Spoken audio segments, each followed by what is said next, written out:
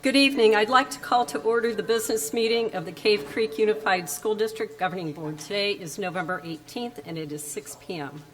Would everybody please stand for the Pledge of Allegiance? I pledge allegiance to the flag of the United States of America and to the republic for which it stands, one nation, under God, indivisible, with liberty and justice for all.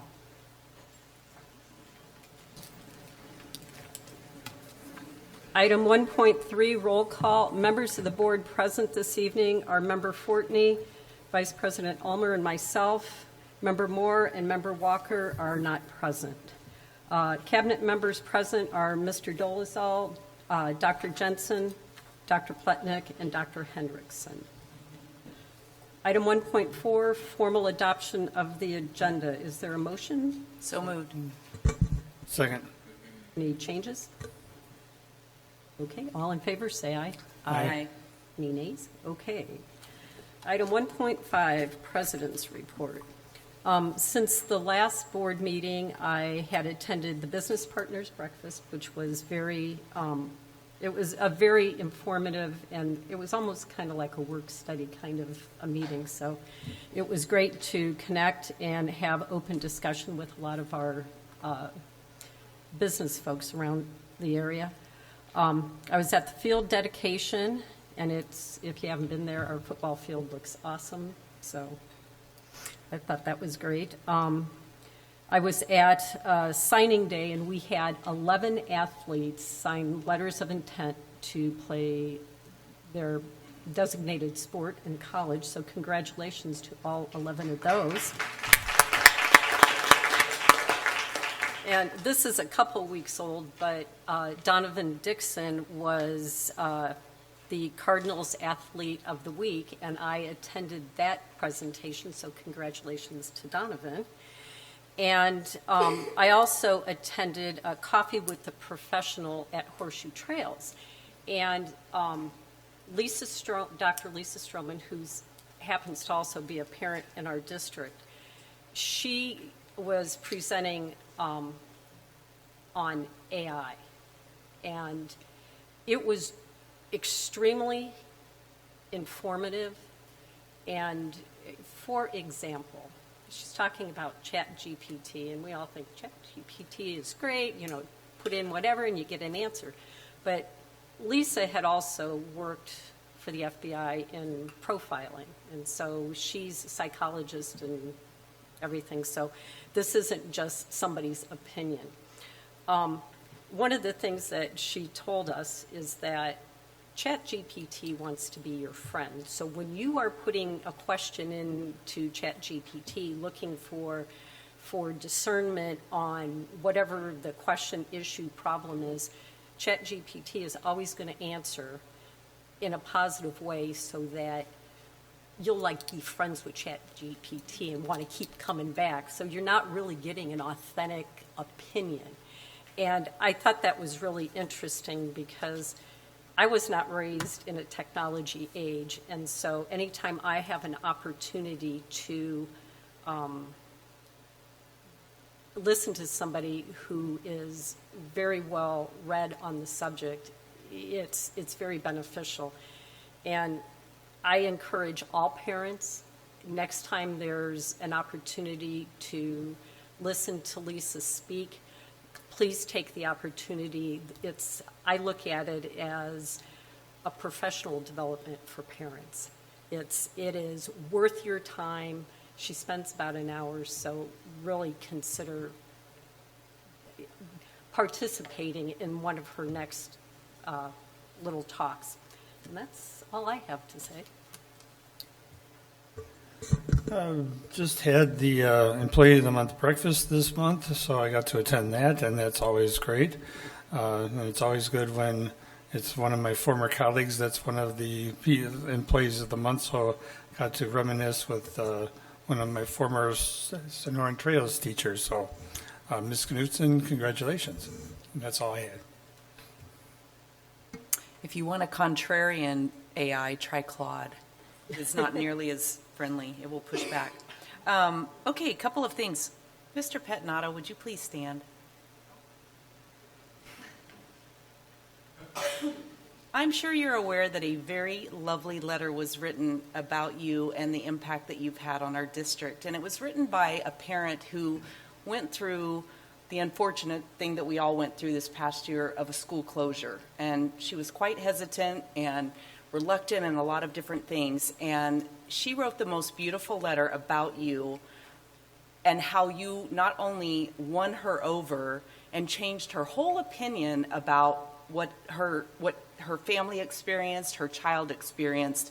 And I just have to tell you, for me, it nearly brought me to tears. She sent the letter to the entire board, and it nearly brought me to tears just thinking how one person, you, who I've never heard anything but outstanding things about, can really make a difference, not just to one family, but to the whole district. And I really want everybody who isn't necessarily aware that this letter was sent out to know what a difference one person can make. And I hope that you've seen a copy of the letter. I hope you know. But I just want to personally thank you and make sure everybody's aware of how much you are appreciated and how much those efforts, sometimes without even meaning to, you're just doing what you do beautifully all the time, how much they really truly matter and serve our district. So I just want to acknowledge you publicly and say thank you.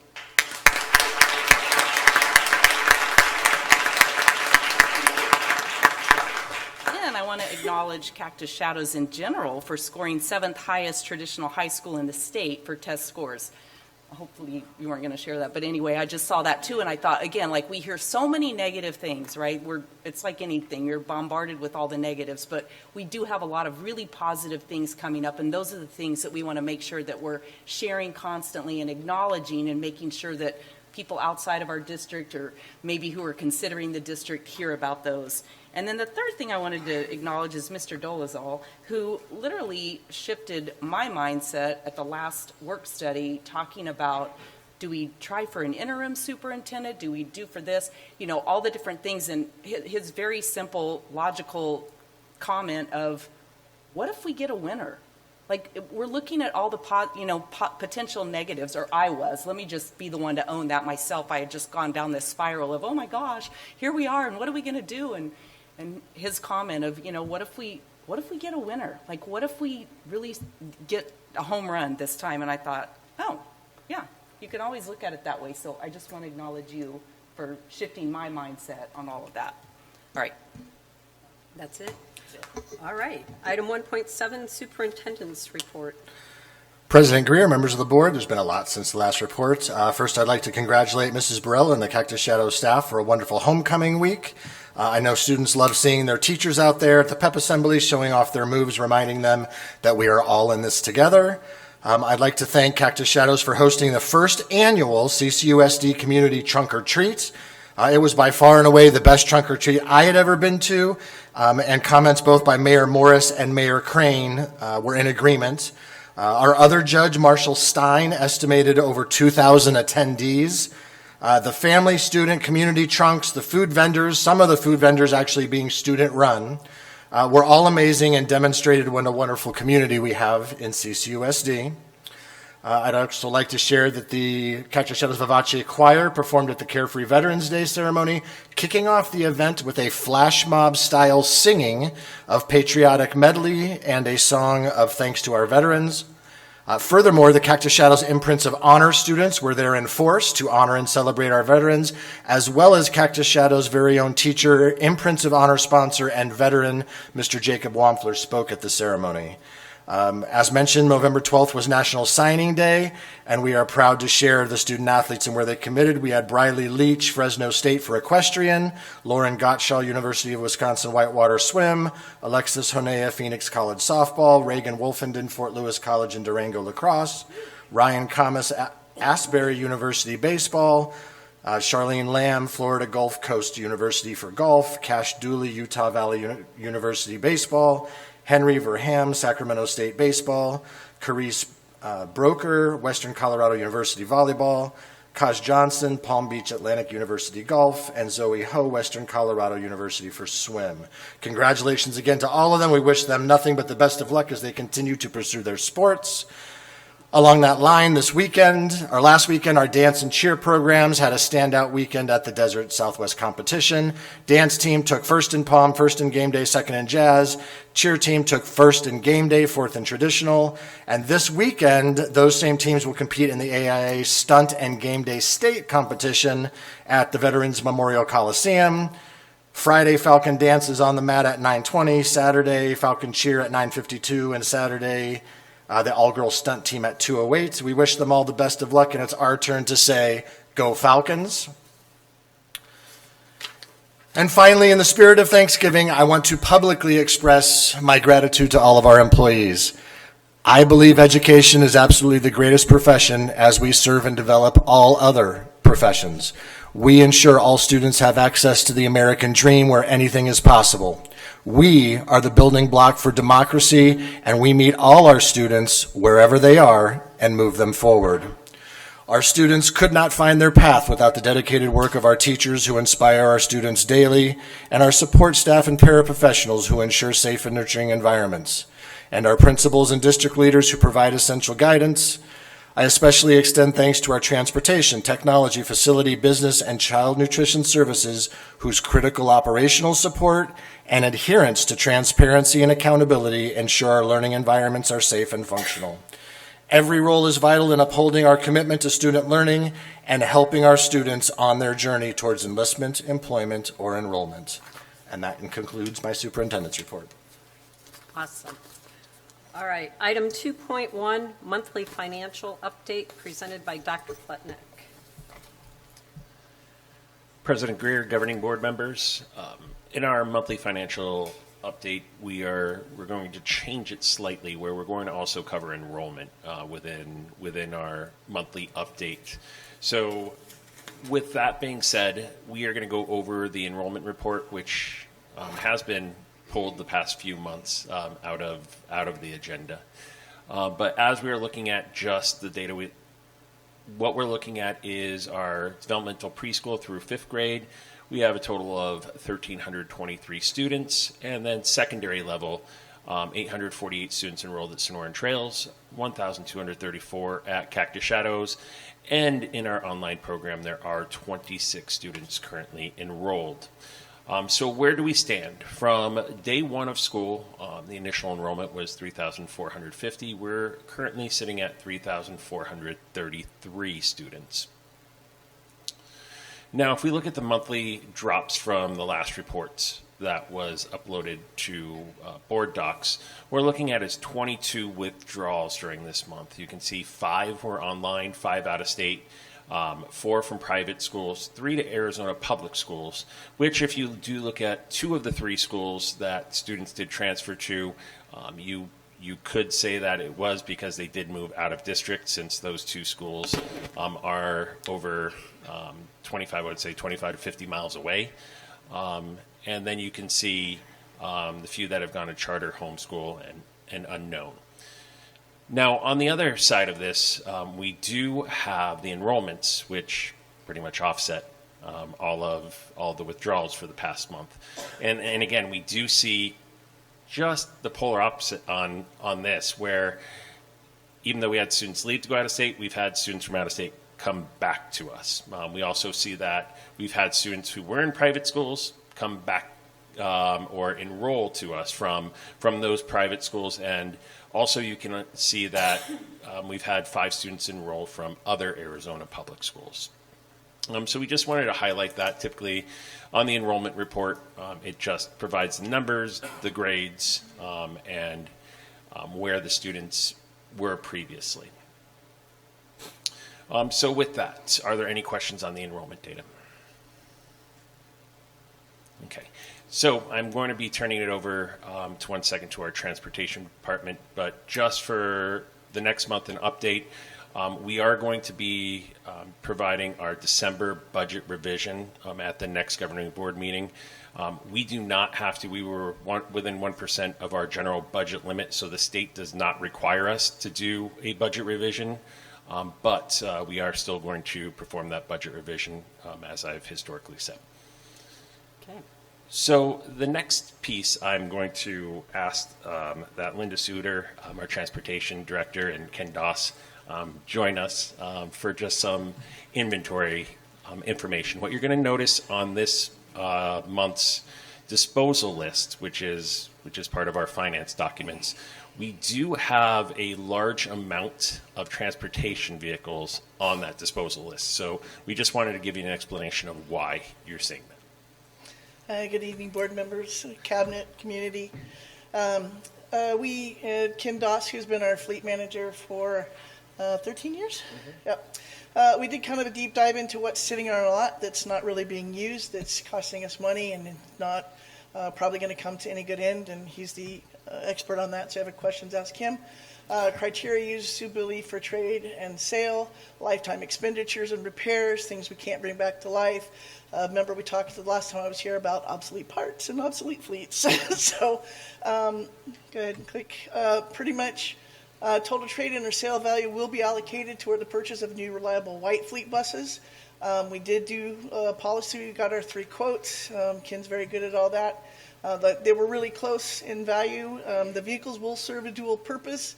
Not only will we help refresh our fleet, but also they will be suited for non-CDL but district-trained drivers. So as we're still combating that shortage of CDL drivers, I've spent quite a bit of time sort of rearranging how we do routes and how we can serve our public. And I found some ways to use smaller vehicles in an efficient way, and we don't need CDL drivers to do that. Also, then they can be used in the evenings for athletics, clubs, and other purposes by other district personnel that are trained. Bing. All right, there's the list. And there's one of the nice, shiny new white fleet vehicles. Again, a lot of them don't even have DPS stickers, so we are not able to use them to transport students anymore. Bad engines. Ken? Yeah, so when it says not current for DPS, that means it hasn't been inspected within a year. The reason for that is we knew going into this, those vehicles, we hadn't used them in almost a year. So what was the point of putting more into them and getting them inspected, putting more money into them if we didn't plan on using them? So that's what you'll see there when it says current for DPS or not current. The majority of those are not current. Some of them we did get inspected this year just in case we needed to use them. And we used this beginning of the school year as kind of a marker on whether we would really need to use those. And now we're at a point we know we don't need those. And then there's a couple buses on there that have pretty serious issues. Towards the bottom, you'll see bad engine. That bus is from 2002. We got our money out of it. There's no reason to put any more funds into that. The other 2 you're going to see on there is bus 67 and 69 are internationals. That's a legacy engine, which in turn means they don't make parts for it anymore. So it makes it pretty difficult to get anything. You really have to get creative on getting parts. So going forward, we'd like to see to continue to move those internationals out and get more of a mainstream bus where we know those engines, that transmission, the expensive parts that you guys are going to see, we can support that for many, many years if need be. Any questions on that? No? So basically, at the very end, we're asking for your approval to proceed with the vehicles we identified and go ahead and dispose of them and start moving towards the acquisition of vehicles that will serve the district, our students, and our families in a better way. Thank you. Thank you. Thanks.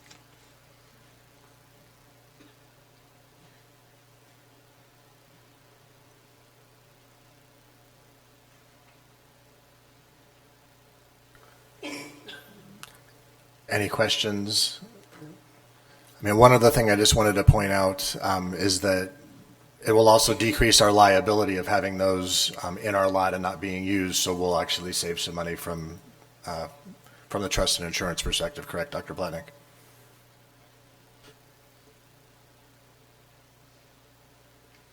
Is that it for your presentation? Okay. Item 2.2, Arizona letter grade model, presented by Dr. Jensen. Thank you, President Busby, members of the board. This evening, I get to present to you our CCUSD A through F letter grades. The purpose of this presentation is simply to present the school letter grades that the state assigns or that we earn. We want to look at it. Why do we have an A through F system? Bottom line, state and federal law requires it. And I think the original purpose was to help parents and others sort and filter schools. What do the letter grades mean? A, excellent. B, highly performing. C, performing. D, minimally performing. And F, failing. I do hope that you'll hear, we've got a bug, throughout this presentation and really in all of my presentations that we're much more than our letter grades.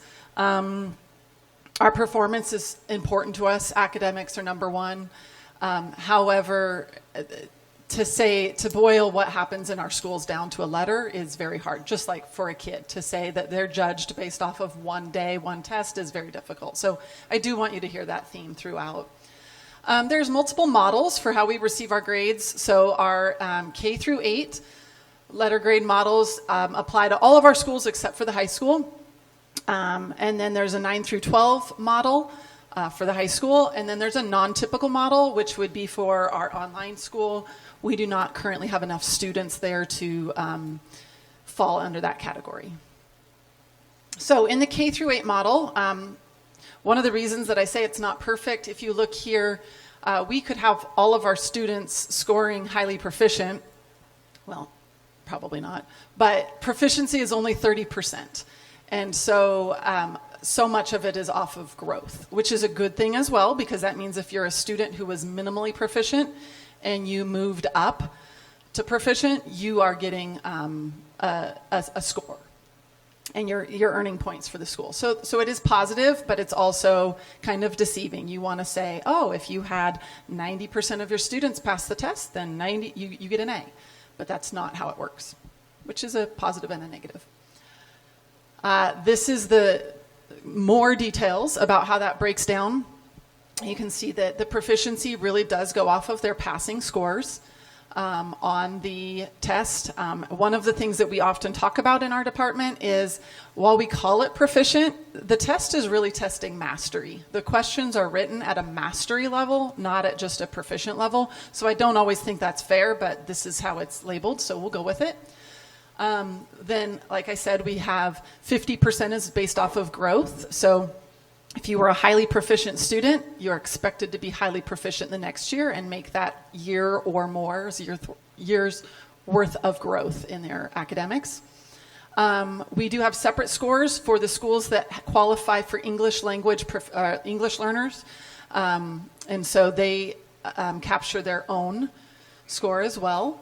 And then acceleration and readiness, which is a whole bunch of different things. But one of the things I want to point out is that chronic absenteeism. So when we have students who don't come, that is negatively impacting our school scores. And then there's bonus scores, bonus points, which we like to maximize. And those come off of our science scores, as well as how many of our special education students we're including for the maximum portion of the day possible. Of course, we always make those decisions on an individual basis, but we want to include them with their typically developing peers whenever possible. So here's our scores for the 24-25 school year. And obviously, we're very proud of all of our A and B schools. Again, I want to underscore this is not a perfect system, and I don't like to define our schools this way. We're very disappointed, naturally, I think, in the fact that we have a C for our middle school. But we've spent a lot of time analyzing that, what happened, what needs to change. And so I want to kind of dig in a little bit here. This is ultimately what happened, I will say. If you look at these points, so we only scored 18.33 points out of our 30 possible proficiency points for Sonoran Trails last year, which basically means that our 7th and our 8th graders, we didn't have enough of them who passed the test, whether it be math or ELA. And then the 25.26 points out of the 50 possible growth points was also not good. So again, if they weren't passing it, they probably weren't getting us our growth points as well. So we've kind of dug into those numbers more, and we've worked with Mr. Boggs and his team to put some interventions in place to make sure that these scores improve. This slide outlines how confident we are, really, of Mr. Boggs and his team. Our goal is not only to improve, but to score 20 percentage points higher than the state average on ELA, math, and science state assessments. Over on the right-hand side, you can see some of the strategies that we're implementing in order to make sure that happens. We're really looking forward to seeing the improvement. I've already seen a lot of improvement in certain areas, and a lot of it just comes down to focusing and making sure that our instruction is targeting the standards and the learning objectives that are going to be tested. And so we've really analyzed what are those areas, where's our highest leverage changes, and then how do we make sure that we're partnering not only with our students, but also with our parents by communicating data and saying, what can they do to do better? I know one of the very specific things that Mr. Boggs has done is if a student spends, because so let me underscore this, one of the constant issues at the middle school is motivating a 7th or 8th grader to care about this test. They don't really see it as having much of an impact on them personally. And so Mr. Boggs has worked with the parents and said, if the student takes less than 15 minutes on their benchmark test or one of their practice tests, then I'm going to give you a call and we're going to have a talk about that so that you know that they're maybe not taking this seriously, and then that way we can enlist the help of the parents to support us in those areas. I'll come back to this for any questions at the end, but it's that. Okay, and then ending on a high note. So one thing I will say about the 9-12 model is I do think it does a better job of encapsulating the whole student. It's not just one test one day. There is that proficiency level in there, which comes from our ACT scores, but it really does make sure that we're hitting our 3 E's. And so this is Cactus Shadows, and you can see we scored a 102.49, which is excellent. And that's what Member Ulmer, or Vice President Ulmer was mentioning when you said 7th in the state, so we are very proud of that. But one of the reasons we've done that is we've made a very concerted effort over the last few years to make sure we're not just hitting our highest students. We've done a really good job over the past many years of hitting our AP, our IB students, and making sure that we're maximizing those students' points that they bring us, but also making sure that we're providing options for our students who maybe want to enlist, and making sure that they take the ASVAB test, or making sure that our students who want to go straight into employment are actually completing some of their industry certificates.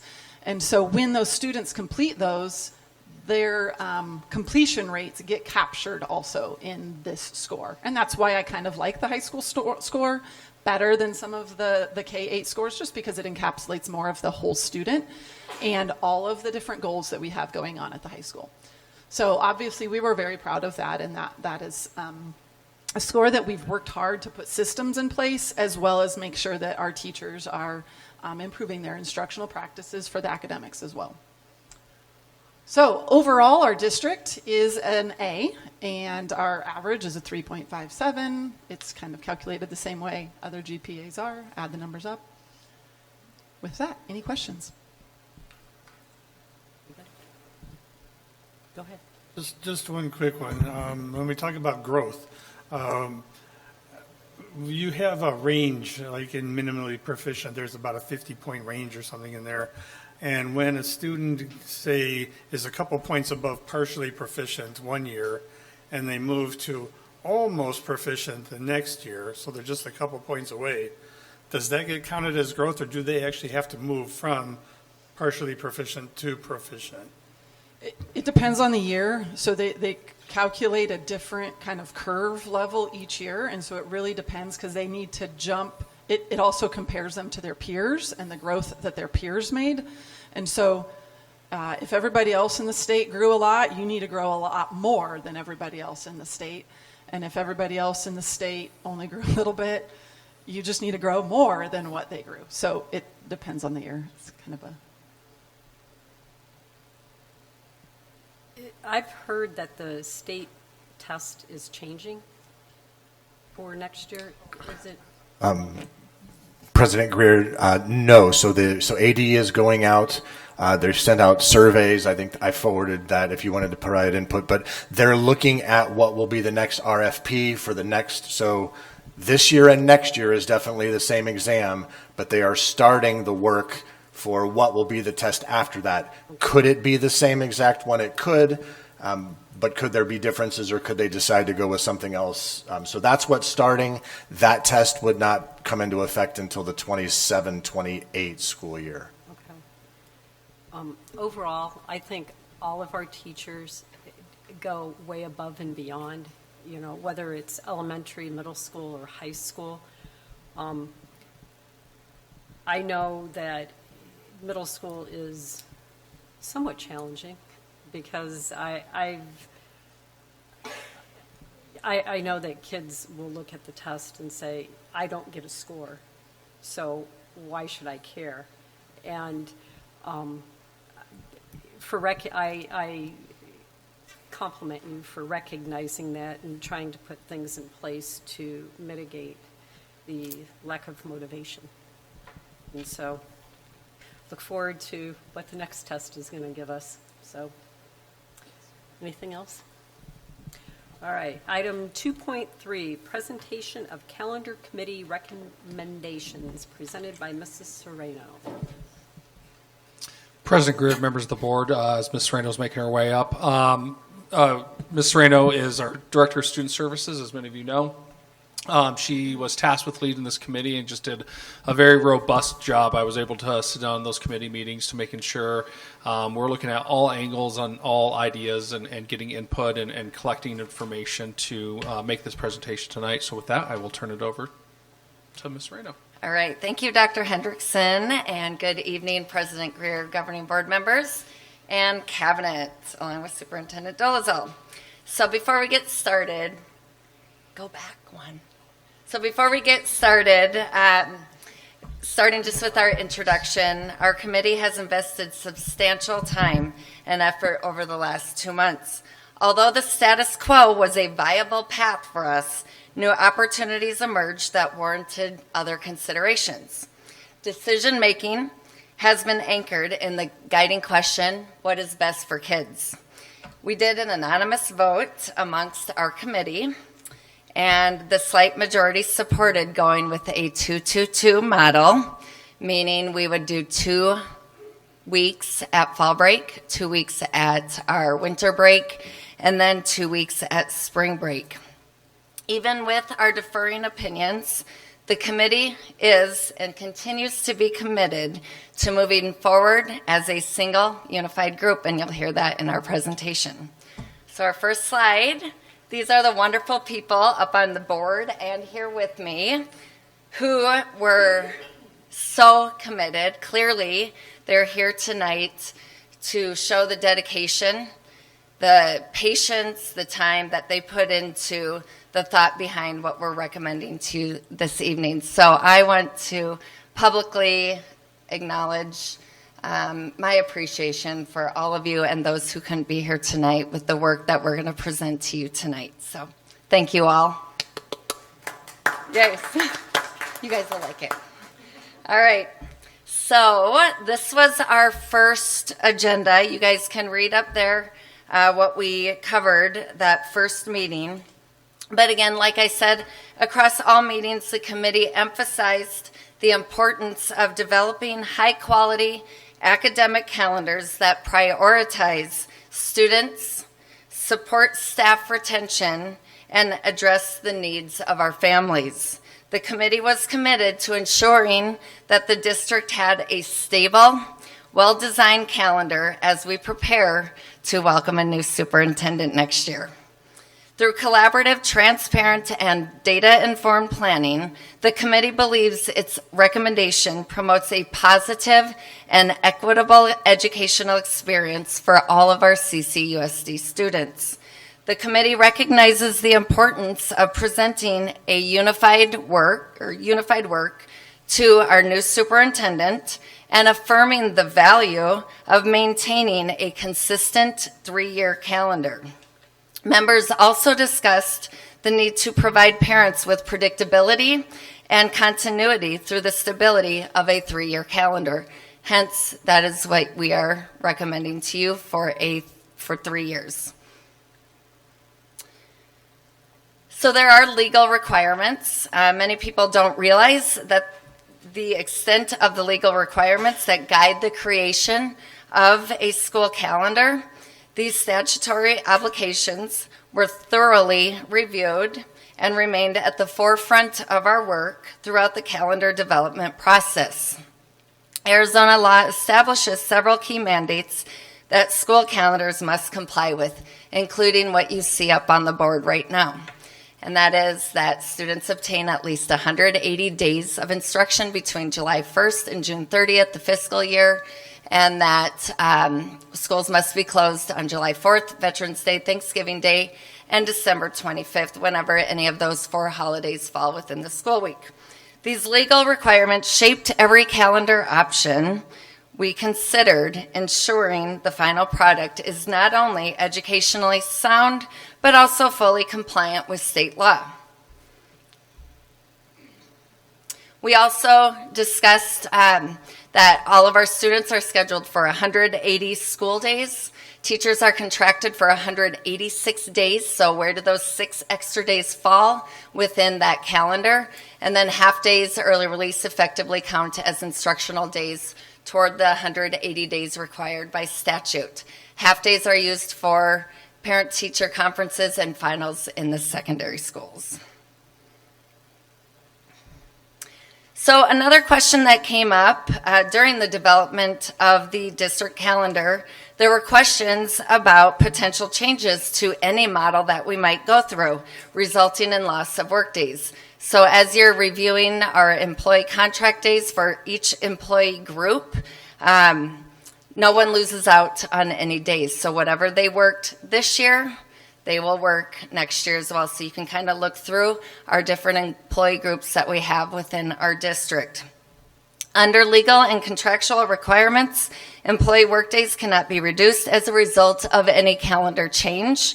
All employee groups retain their full number of contracted workdays throughout the calendar creation process. Okay, so this was our October 23rd agenda.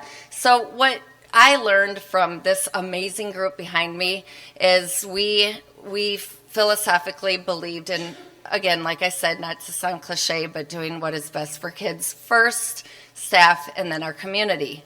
What came from that were what you see up on the presentation, and those were some of our values and beliefs. So we went over those our second meeting, and that's really what drove us again in the decisions that we were making. Establishing a clear belief system and shared values was essential to guiding the development of our district calendar and ensured that decisions remained purpose-driven and consistent. A unified set of principles helped the committee evaluate options, resolve any differences that we may have had, and maintain focus on what best supports our district's mission. Keeping students at the forefront of all of our decisions served as the foundation of the committee's work, ensuring that every recommendation prioritized students' learning, well-being, and equitable access to high-quality instruction. So again, on the board, you can see our values-based approach promoted transparency, integrity, and trust, reinforcing that the final calendar reflected thoughtful, student-centered decision-making. So during this meeting on October 23rd, we looked at many different calendars from surrounding districts from around the state. These were some of our observations that we saw. We actually did a sticky note activity. We wish we would have captured that because it was pretty cool. We had 1 million different sticky notes of just the good, the bad, and the ugly from what we observed from all the different calendars in order for us to make a decision for our district. The highlights reflected prioritized alignment with nearby districts. And I can talk, that didn't work out as well for us because what we decided as a committee, it was better to do a quarter at a time and finish the quarter by the time we hit a break versus doing 8 weeks of quarter one and doing the last ninth week, quarter two. So it didn't align as great as we wanted, that one little piece. It definitely was a priority, so we did the best that we could. Preserving instructional quality and minimizing disruption, supporting student and staff well-being, ensuring calendar consistency and stability, honoring community and cultural considerations, and maximizing preparedness and professional learning time. So that's kind of a summary of what you can see up there. I don't know that I need to read all of them to you. So then we talked a little bit about our early release days. This year, we know with early release, those are on Fridays. Prior to this year, we always had early release on Wednesdays. Along with attendance, which that'll be the next slide, considerations that we discussed were, is it best to have 4 solid days of instruction? Fridays kind of are the day where people feel like, it'd be a good day to maybe miss if I'm going to miss a day, or start my weekend early. So get those 4 solid days in. Since early release was just moved to Friday last year, should we keep it as is? Does this provide, since many of our sports have games on Fridays, they have games other nights, but could this provide a break for athletes before games, practices, and they don't miss as much class if leaving early for a game? And then the big one that we heard from teachers was, after a week of teaching, if they can use that early release time to plan for the next week after reviewing the data. That in their minds kind of made more sense than in the middle of the week. Additionally, we did pull data. It was really tough to draw consistent data from only 3 months of school. Reviewing both student and staff attendance data we knew was essential when determining which day we should go with. You'll see that student absences have increased compared to last year. Staff absences on Friday have decreased. We felt that was a factor that has a direct impact on student learning. Reducing teacher absences contributes, we felt, positively to student achievement, as consistent teacher presence is strongly correlated with improved instructional quality and academic outcomes. When our teachers are there, our kids are learning. It's important also to note that the current data set is not an exact apples to apples comparison with the previous year, given significant structural changes across the district. All schools except the high school have undergone grade level reconfigurations affecting student and staff distribution patterns. Overall, district enrollment has declined from last year, influencing attendance metrics and comparative trends. And then the closure of the 2 schools also contributed to differences in the data and needed to be considered when interpreting our different attendance patterns and their impact on our scheduling decisions. So for all of those reasons, as a committee, we recommend that we keep the early release Friday. So next came our agenda for November 6th, where we reviewed, again, draft calendars for the 121 and 222. We had not yet voted at this point. We discussed our PLC Wednesday, Friday, which I already told you what we came up with. And then we then anonymously voted on a calendar type. Offering a 222 calendar. So first of all, on the left-hand side is what I asked our committee to do prior to voting. I said, put on your 121 cap. Right now, we don't know where any of us are at with our recommendations. So put it on. Let's talk about all the goods, the bad, goods, not a word, all the good, the bad, the great things, the bad, the ugly, whatever it is. So this is what we came up for opportunities to keep our traditional 121 calendar. And you can kind of see up there, things stay as we've kind of always known CCUSD to be. Our ECS program continues their current coverage, where they offer camps at fall break, 1 week worth. At 2 weeks, it was a little bit of a hodgepodge with The holidays, it's not always as consistent. And then at spring break, we would again only offer the 1 week where it would be more camp-based. Classified, certified could work these weeks off during the 1-2-1, but what we found out from ECS is not many wanted to because they needed a little bit of a break. So they chose a little bit of a break over earning a little extra money. We noticed that there was some wiggle room to changing the start date if we went again with the 1-2-1, and then we would continue having a couple weeks longer at summertime. Offering a 2-2-2 calendar positions our district to recruit families seeking an alternative calendar model that's not available in surrounding districts. There's not one district north like this that offers a calendar like this option. Shortening the traditional summer break could reduce the learning loss that might occur in a 10-week period.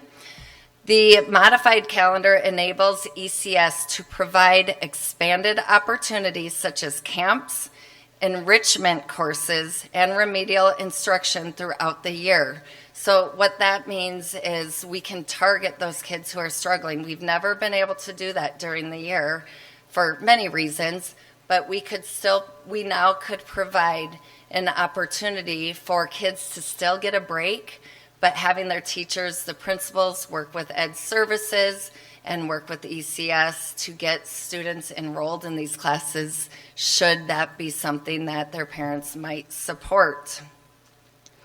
In this option, our hope is that if people do need to make more money, they can still take a break. ECS said that they would be more than happy with people taking maybe 1 week off, and they could come back and maybe work the second week and make some extra money in that regard. And that could be classified and certified staff having additional employment opportunities through any of these extended programs that I've talked about: camps, enrichment, intervention, and so forth.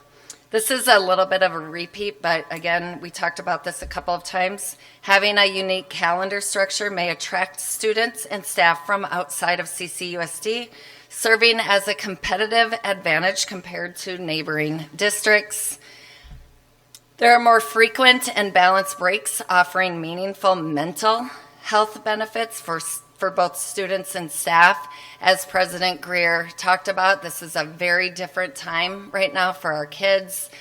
Certainly in my 25 years of being an educator, it's a whole different world, and this is important for both students and adults.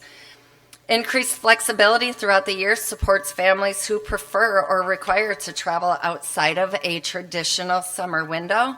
And then finally, this calendar, the 2-2-2, aligns with our EVIT scheduling, promoting smoother coordination for participating students in our EVIT program. So this committee, again, they were very thoughtful in, okay, this is a change. What is our community going to say? Because one thing I didn't mention, our very first meeting, I said, you're all here either representing administration, teacher, the classified staff, a parent, whatever it is. You're representing that entity. And we really tried hard to not have, at one point I was on a committee and I was a community member, I was a parent, and I was an employee. In a small district, it's hard sometimes to find people who only wear one hat. But my challenge to this committee was, you are representing that entity. So when you're out talking to parents, if you're a parent, you're representing the parents. Talk to them, question them, get their feedback. So when you come back and you do this vote, you can say, in the X amount of parents I've spoken to, this is their concern, this is what they're excited about. So with that in mind, and all of the discussions that we had outside of the 4 times that we met, these are the concerns and some of the mitigation that we came up with as a committee. So the first concern was a shift to a new calendar model may result in the loss of families who prefer the traditional schedule. The mitigation to that was implementing a calendar that differs from those in surrounding districts creates an opportunity to offer a unique and attractive option. This distinctiveness has the potential not only to retain current families, but also to draw new families to the district. Our hope is people see a change as a good thing. We're going to have new leadership, with all due respect, Superintendent Dolezal. What a great time to try something that we've never tried. So trust this committee and the work that we've done. The next concern, starting school earlier in July may reduce the amount of vacation time available to families. As you'll see in the folders that this committee prepared for you and our draft calendars, draft because they haven't been approved, but this is what we're actually sharing with you to support. You'll see that we're not losing a ton of time. We're losing about a week before school would normally start, and we're ending about a week later, still before Memorial Day. The next concern, summer break will be shortened under the proposed calendar. It's going to shift from 10 to 8 weeks, with the remaining 2 weeks redistributed to the fall and spring breaks. The timing of the time off does change. The number of days students have off throughout the year remains the same. Employees work the same amount of days. They get paid the same. That doesn't change. If parents are paying for daycare, they're going to pay either in the summer or at fall or springtime. The next concern, many families travel during the summer months, and a shorter summer break may impact their travel plans. This goes back to proposing 3 years worth so people can plan accordingly. There might be some issues with this next summer because it would be a week earlier than what we normally would do. The next concern, a change in the calendar may negatively affect some special needs students who rely heavily on consistent schedules and structured routines. We spoke in great length with our director of ESS. She actually believes this calendar is better for that population. However, we will work with ECS to develop individualized plans aligned with each student's IEP and specific needs to ensure appropriate support for the small percent of students who may be impacted. Any student on an outside placement is on a year-round calendar, so 222 would actually match that schedule closer for families who might have a student who's outplaced but also have kids who attend CCUSD. 3 more concerns. The next concern, students who rely on food assistance may experience gaps in access to daily meal services under this modified calendar. We have about 14% of students and families who qualify for meal support. Working with our director, again, we talked in great lengths with her, our director of nutrition services. She has no concern with how we can collaborate closely with her and these families to develop a comprehensive plan, ensuring that if we have students and families in need, we will get them what they need to get through that time. The second to last concern, families may experience increased child care costs during the school year under a modified calendar. We're giving families ample advance notice to plan for any mid-year child care expenses, which would simply shift from traditional summer costs to throughout the year. Additionally, ECS programming generally offers more affordable options compared to many surrounding camp and child care programs. And then finally, a revised calendar may affect hourly employees across various employee groups. And as we previously communicated, no employee group will experience a reduction in contracted workdays or hours. Dr. Hendrickson and his team will provide clear guidance regarding any adjustments to start and end dates, as well as changes to pay periods to ensure a small transition for all hourly staff. So these were some of our key dates. So like I said, we drafted together a 1-2-1 as if we were going to just status quo, do as we've always done. We also created our 2-2-2. So The side-by-side for us as a committee, we were shocked how similar the two calendars are. And you can see the two samples. The 121 is the sample, the 222 is what we are recommending. The analysis shows that the differences from our current calendar are minimal, with the primary changes being when school starts by a few days and the addition of 1 week to both the fall break and the spring break. Some just things that we wanted you all to make note of was the first day of school. You can see it's for next year, August 3rd on a 121. July 27th on a 222 calendar. The final instructional day for all 3 years lands before Memorial Day for both options. The one change that we also wanted to make note of were our spring conferences the week before President's Day. And the reason behind that is twofold. First of all, sometimes when we wait until the end of March, it's almost too late. We've got testing, as we just heard from Dr. Jensen, in April. So if we're doing parent conferences the last week in March, they do their 1 week of spring break, they come back and boom, there's no remedial work we have time for. So first of all, if we do spring conferences earlier, right before President's Day, parents have time to intervene, whatever that looks like, whether it's working with the teacher at the secondary level, more office hours, tutoring, whatever that means. Moreover, we have time to target students who are struggling around President's Day and prepare for possibly targeted instruction during one of the weeks of that spring break, 2-week break that we would have.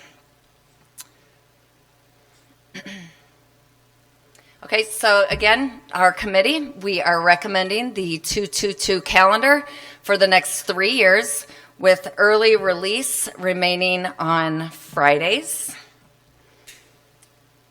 And I'm going to just read this to you. Sometimes I don't know that I can articulate the feelings from this group, and this was one of the best committees I've ever had the honor to work with. But hopefully I captured our sentiments, that throughout our meetings, we affirmed that our purpose was to design high-quality academic calendars that keep students at the center, promote staff retention, and meet the diverse needs of our families. The committee remained committed to ensuring the district has stable, well-structured calendars in place as we prepare to welcome a new superintendent. Through collaborative, transparent, and data-informed planning, we developed a recommendation that supports a positive and equitable educational experience for all students.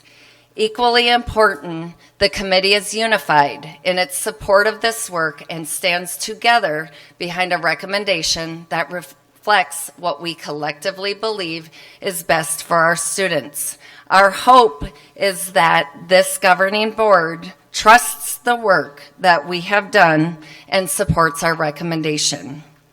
Finally, the next steps would be the approval on December 9th, and then another huge discussion topic for our committee was the communication plan, and it needs to start December 10th. So that would start with our superintendent, Dolezal, and then there's many pieces to this, but these are examples of what we need to do to ensure we are as transparent as we say we are today on November 18th to our families of the Cave Creek Unified School District.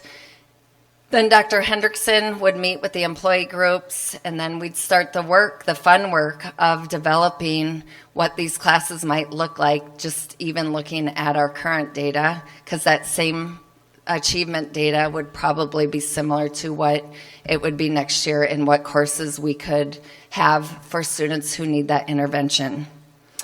And that concludes our presentation. Awesome. Thank you. It's very evident that there was a lot of time and positive energy that went into this. And so thank you to everybody, because I know it was a huge commitment from lots of folks. so thank you. Okay. Questions? One question. The committee decided to leave the early release on Friday. Correct. Yet, if I'm reading your little chart correctly, where you had absenteeism, Yep. Yep. how do you justify Friday when, especially, we've had our letter grade presentation and, we're all about increasing the learning, but Friday, we have a lot of kids or teachers not at school. The justification was that we have more staff present on those days, and when we have staff here, the kids are learning versus when we have the other, yeah. So that was kind of what we discussed. Okay. And not many changes, again, with this big change, maybe we were, as a committee, I don't know that was as important to us. It was more maybe just keep it as is for next year, knowing this was the data we had, but as I shared, it's really not conclusive because there were so many different comparisons. We couldn't compare apple to apple. We really believe as a committee what's important is when IBN meets, I don't really believe if the governing board said we'd like to go because this data shows better student attendance. We think, again, only 3 months worth, and again, not comparing apples to apples. The big work is going to be in IBN when we're talking about what are we doing on these early release days.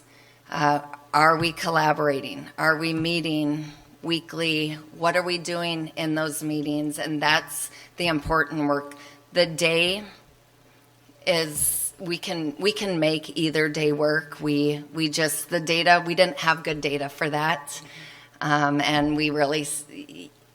I personally am a firm believer that if our staff is there and they have engaging lessons, our kids are going to want to be there and not miss school. You answered my second question because it was going to be about the professional development and is it actually taking place on Fridays? So you already touched on that, so, okay. Anybody else? Questions? Just to point out that I think we did see here, I think that's might be a typo on that top one. Friday's 2025, should be 2024, right? Was the top group was for the 2024? No. So on the left side, it's 2024. And then on For the both? right, so on the bottom is 22. So we're getting less days now off than so because they both say Friday is 2024. I was wasn't sure what those numbers are actually showing there. Was that staff and what was the bottom? I just got a little confused on this one. I'm not sure the question. So staff and students is on the right. Staff and students on the right. Okay. Okay, that's all. So But Mrs. what- Sereno at the top under staff, Yeah. Wednesdays of 2024, and below that it also says Wednesdays of 2024. Yep, So I think that's you- correct. Yep. So this year, so what we did is we wanted to look at last year, Wednesdays in August. How many absences did we have for staff in the month of August compared to, Right. So Yes. the bottom one should be 2025, Yeah. and the top Friday should be 2024. I think is what. yeah, you're right. Uh-huh. Okay. So I think that clarifies it. Yes. And yes, Did it Mrs. just Sereno, get hot in here? I know several people looked at this and somehow Yeah. Oh. missed it. Okay, so for all those students watching this is why you have peer editors and you don't edit your own work. Yes, I'm sorry. Okay, You're correct. so we got less. Yep. We got less days in 2025. So Yeah. that's Yep. the good news. Okay, thank you. I'm so sorry. That's okay. Okay. Jackie, any questions? You note on here, obviously not under the district office and stuff, but so there were 5 parent representatives on the, or One somewhere from around? every school, yes. Yeah, okay. Yep. And I'm assuming, like all good things happen, this is leaked out. Have you gotten any other parent feedback? I have not yet. I mean, we've been, last Thursday when we had our final meeting, we said we wanted, the conversation was we want to have this presentation because if people just hear without hearing our rationale, our concern was people might jump to, here we go again, versus how thoughtful was this committee? So when we left, it was feel free to talk to people. Just make sure you have your elevator speech as to the why behind everything we did, because there was nothing knee-jerkish reaction, quick decision, anything. In fact, I think a lot of us in the past couple of months have lost sleep because we truly want the best for Cave Creek Unified, and the pressure of this being on us for doing something for the next 3 years was really important to this group. So I have not heard anything.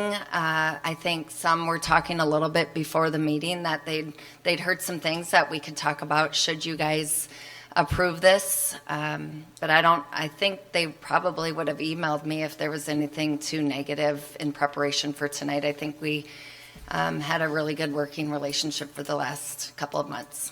That's awesome. And that wasn't any kind of a assumption question. I just was curious if you had heard any feedback, because I haven't heard anything about it either, and often you do. And When it gets Member out Ulmer and Board, if I could kind of reemphasize what Ms. Reno said is, making sure that, when you hear we're making a calendar change, you just immediately think about myself and how does that impact me, as opposed to seeing the rationale, seeing the why, seeing the opportunities for students and staff. So I think they did a really good job being that focus. And I really like this slide right here, the calendar key dates, because you think, oh my gosh, it's going to change these calendars dramatically. It really has very slight changes.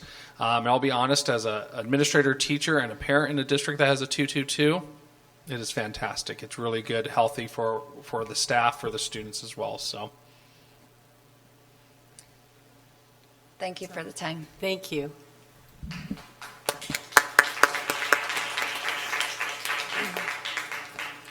All right. Item 3.1, action consent. Is there a motion to approve? So moved. Second. All in favor, say aye. Aye. Any opposed? Okay. Item 4.1, call to the public. According to ARS 38-431.01, a governing board may make an open call to the public during a public meeting, subject to reasonable time, place, and manner restrictions, to allow individuals to address the governing board on any issue within the jurisdiction of the governing board. At the conclusion of an open call to the public, individual members of the governing board may respond to criticisms made by those who have addressed the governing board, may ask staff to review a matter, or may ask that a matter be put on a future agenda. Members of the governing board shall not discuss or take legal action on matters raised during an open call to the public unless the matters are properly noticed for discussion and legal action. We ask the audience members to practice proper public meeting decorum, refraining from the use of speech or language that is offensive or inappropriate. Those that refuse to follow these rules may be asked to leave. Okay. I will start with, I will also make a reminder that anybody who has donated their minutes to a speaker, you do need to be here. Our first speaker is Susheta Shah, and she will have 3 minutes.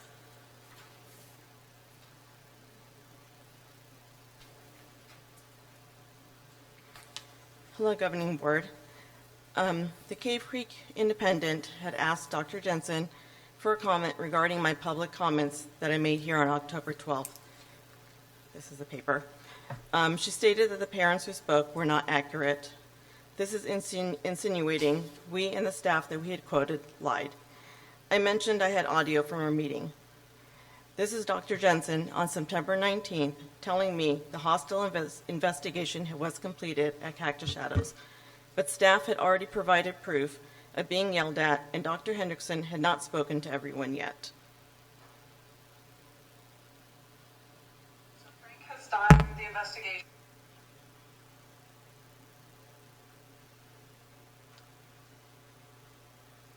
There's not a hostile working environment.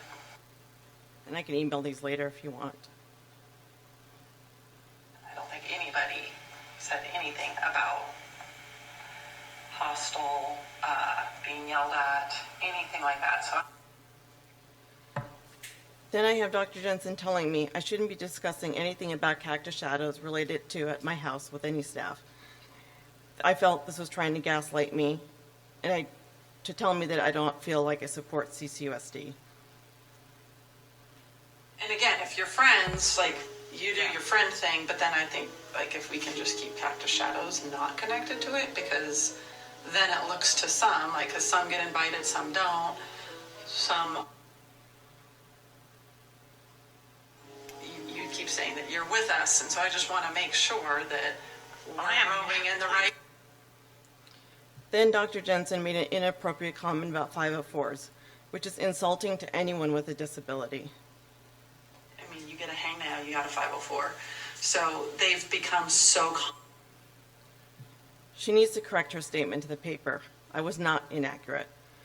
At Cactus Shadows High School, a policy was implemented to have security supervise all volunteers on campus just 2 days after my last board comments. They have labeled me a troublemaker and are trying to prevent me from talking to staff. They're universally applying this to everyone now to cover singling me out. A current Cactus Shadows employee conveyed this information.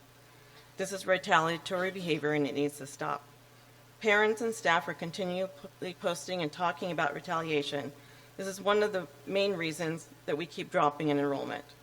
What kind of example and leadership do we want to set for our students? And I still have a few seconds left. I love posting about all the positive things going on in this community. I was, as I mentioned, I'm on a couple PTO board and CCUF, and I'm there helping raise money and doing everything for us, and I'm here cheering everybody on. We really need to keep our staff and our students, and we need to look at why our students are leaving. Thank you. Our next speaker is Tally Winkleman. Tally will have 9 minutes, but is Matt here? And Elizabeth? Okay, then Tally, you've got 9 minutes.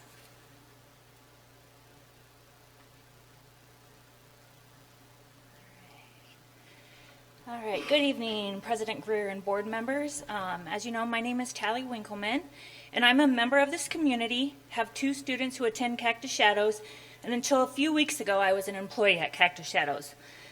I have worked in the district for 5+ years in a few different schools and departments. The last 2 have been at Cactus Shadows, and I am here tonight to discuss the working environment I experienced while working at Cactus Shadows under Ms. Barella and Mr. Schnee.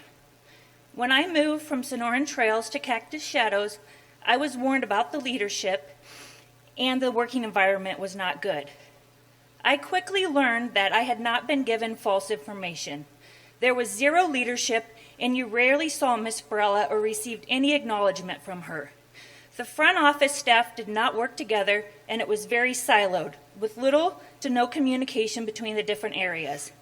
Ms. Barella did nothing to bring the staff together, and it was very clear from the beginning that some people received preferential treatment. The communication was so horrible, there were many times I did not even know when mandatory staff meetings were taking place, as I never would receive the communications. As my office was in the same hallway as the counselors, I worked very closely with them on student transcripts, and I became close with many of them. I witnessed the extreme micromanaging Mr. Schnee carried out towards the counselors, who all have master's degrees and are highly capable of doing their jobs without his constant scrutiny. Many times their access to Power School was limited, so they would not be able to make any changes to students. This is a major part of their job. Mr. Schnee did not trust what they were doing, so he would take away their access. The counselors would then have to field many questions from upset students and parents without being able to address their concerns and just wait for Mr. Schnee.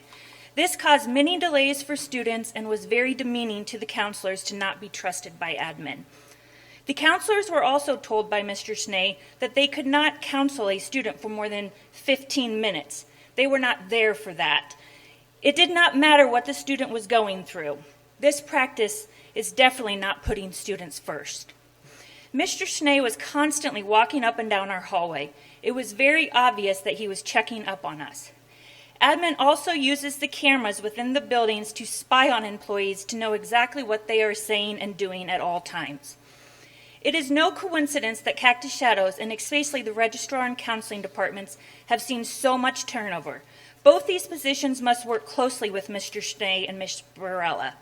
Their lack of communication and leadership make it extremely difficult to perform your job. We are constantly having to fight for the best interest of the student, and it becomes extremely tiring and difficult.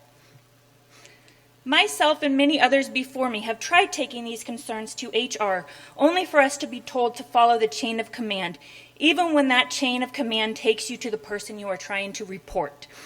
Last May, I personally requested a private meeting with Dr. Hendrickson's administrative assistant to meet with him regarding my concerns. The day before the meeting was to take place, I received an email from Dr. Hendrickson that he had something come up, and he rescheduled my private meeting with him with Dr. Jensen. I was extremely upset that my private concerns had been shared with administrators that I was not ready to share with yet. I had only wanted to bring my concerns to HR and get a feel for what could be done. I was never given that opportunity. At that point, I lost total faith in Dr. Hendrickson and anything that he could do for me or any other employees. My final straw came this year after I learned of Dr. Jensen lying to a parent after the supposed HR investigation regarding the toxic working environment at Cactus Shadows. Dr. Jensen specifically initiated a meeting with a parent, and during that meeting, she made a point to tell this parent that the investigation had been completed and no toxic working environment was found. Specifically, none of the current administrators has ever yelled at staff members, which you all just heard the recording. I found this very strange, as I knew at the time that not all front office had been interviewed. I also knew that I had witnessed Ms. Barella yelling unprofessionally at two of my coworkers on two separate occasions in 2 different school years. I had reported this to Dr. Henderson during my interview. I knew then that I could not continue to work for such unethical people. As a parent, this behavior concerns me even more. I do not want my students nor any other student's education in the hands of such unethical behavior and leadership. CCUSD is in a very sad place and needs new leadership at both the district and Cactus Shadows level. Until this happens, I believe you will continue to see enrollment drop and teachers and staff leave.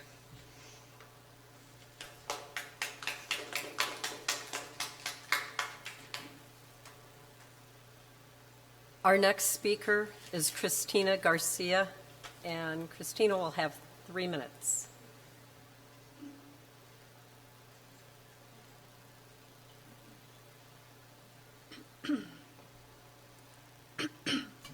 Good evening, President Busby, Governing Board, Superintendent Dolezal, and Cabinet.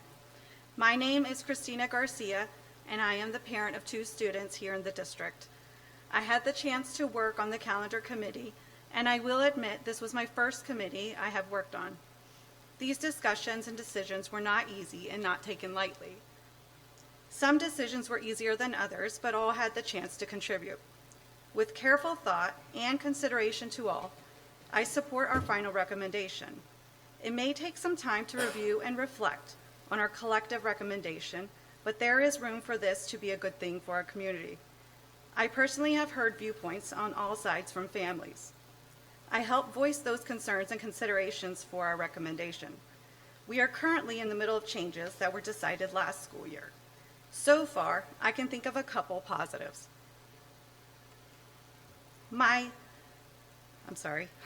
After my concerns from last year, my youngest son is happy and doing quite well in his new campus at Horseshoe Trails. The community, staff, and principal are truly exceptional there. It has genuinely given us peace of mind. I have also come to notice during this process that the early release days to Fridays has been working for most families, and it sounds like teachers. I do understand others will feel different, will have real concerns. I truly cannot speak for everyone, but I can encourage all to take part in this discussion constructively. Thank you.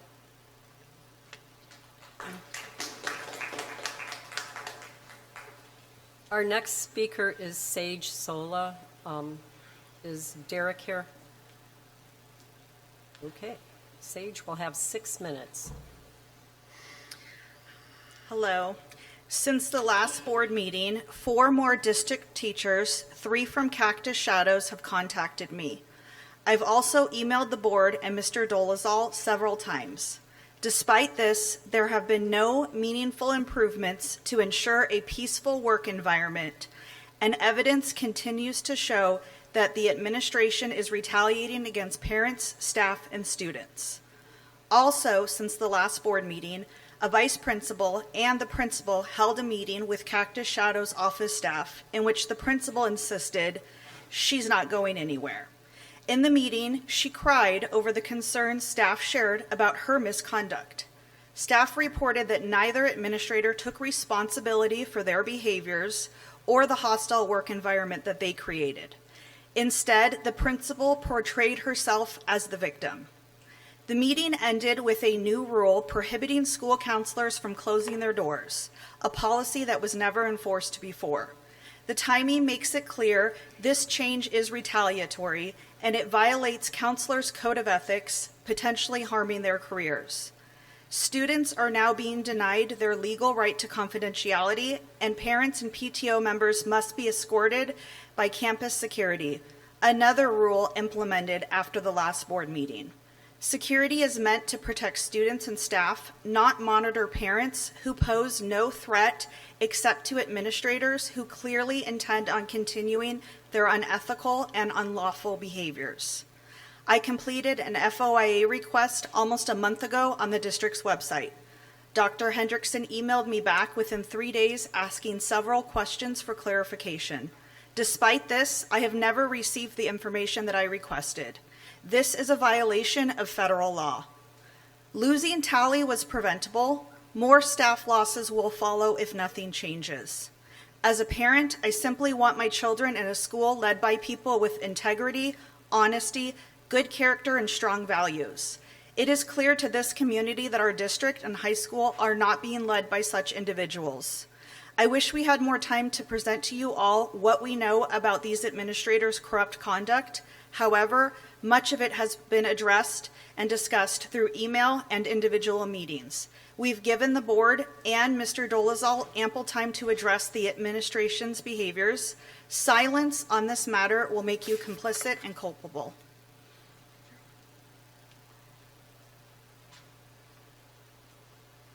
Our next speaker is Sarah Fairfield, and Sarah will have 3 minutes. My name is Sarah Fairfield. I'm here as a parent, employee, and a PTO member. 2 days after a parent spoke at the last board meeting, Cactus Shadows implemented additional security measures for visitors. Parents coming on campus sign in kid account like they're supposed to, but now must be escorted by security to their place of business. PTO experienced this firsthand coming in to check supplies in the PTO closet. Not only did we get escorted, but security was told they must stay with us the entire time. Volleyball parents decorating for senior night checked in and were also escorted by security. Was there a school incident that prompted this? No communication was sent to families. No other CCUSD schools have been told to enhance their security protocol. What kind of message is this sending parents? What's going on that the administration does not want us to see or hear? I'm asking the board to please request an explanation from the high school pertaining to these measures. Right now, it looks like just another intimidation tactic by the Cactus Shadows administration. Thank you. Our last speaker is Vanessa Clifton. Is Nicole Freeman here? She's here. Okay. Vanessa, you'll have 6 minutes. Thank you. All right. A little bit of a lighter note. Good evening, members of the board and district administrators. My name is Vanessa Clifton. and I'm the proud president of the Cave Creek Youth Football and Cheer Program. I was voted into this role in January, and we've just just completed our fall 2025 season. I'm here tonight to talk about field use and facility rentals to youth sports. I know you all have received multiple emails from me throughout our season, and I do appreciate everyone taking time to read the correspondence, and especially thank you to those that have taken the time to respond to me. You received an email on September 23rd ahead of the work study expressing my thoughts on the impact that youth football and cheer program has on the community, including how we've drawn players from outside the Cave Creek community. I've analyzed our registration numbers, and of our 20 cheerleaders, 50% attend non-CCUSD schools, and of our 110 football players, 40% attend schools outside our district.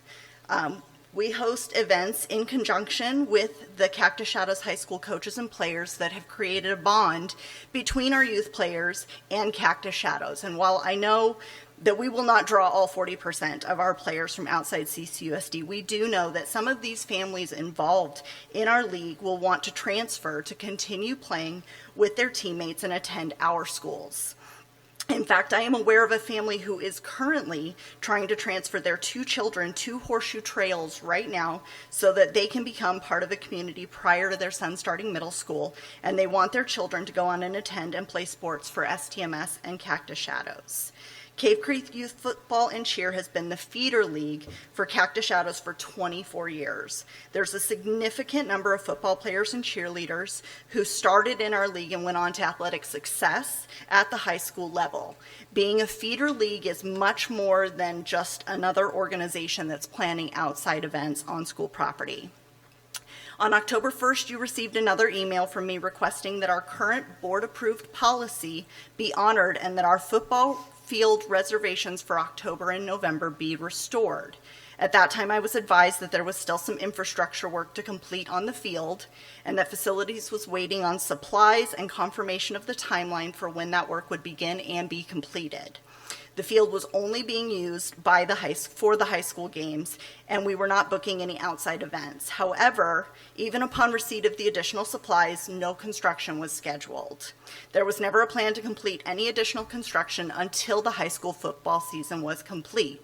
And while I understand that looking back on a situation is always easier than predicting the future, we now have completed our fall season and have an overwhelming number of our families who have been left feeling frustrated that we never had the opportunity to play on our home field, and especially those families who were new to our league. Unfortunately, I've already heard of several families who do not plan to return to our league in the fall because of our lack of a home field. Now, I know in the very near future, the board will review the policy on facility rental and rental rates. While working through not having a field to play on the season, I did my own research on field rentals from neighboring districts to try and find somewhere for our team to host a neutral site game, pretty similar to what we did at Paradise Valley School District for our high school team. So we ended up hosting our only home game of the season at Camelback High School in the Phoenix Union High School District.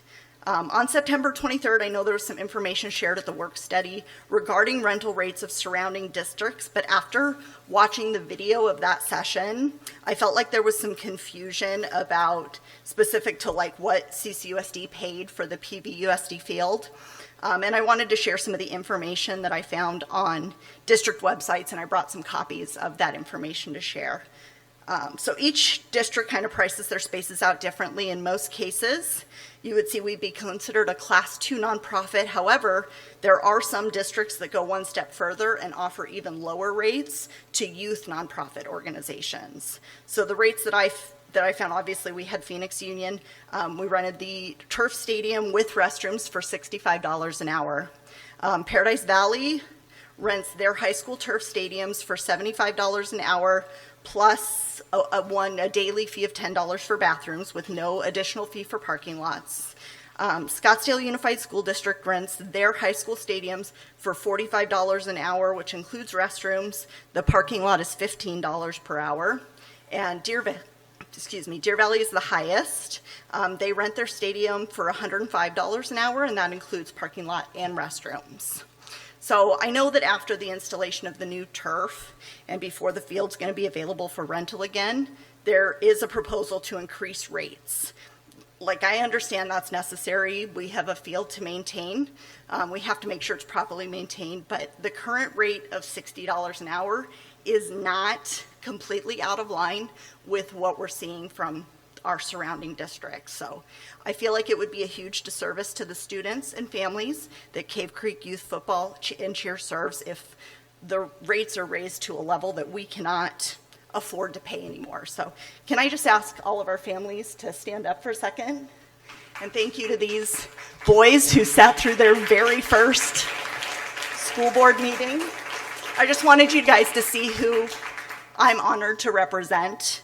And this is, when you're making the decision in the future, this is who it impacts. Thank you guys very much.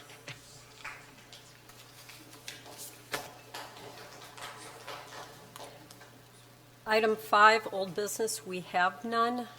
Item 6.1, consideration and direction on ASBA bylaw change proposal. I move that the governing board approve the ASB bylaw change as presented. Is there a second? Second. Any discussion? You're our ASBA rep. Yeah, there wasn't anything major in there, so. Okay. So all in favor, say aye. Aye. Any opposed? Okay. Upcoming calendar events. Mr. Dolezal.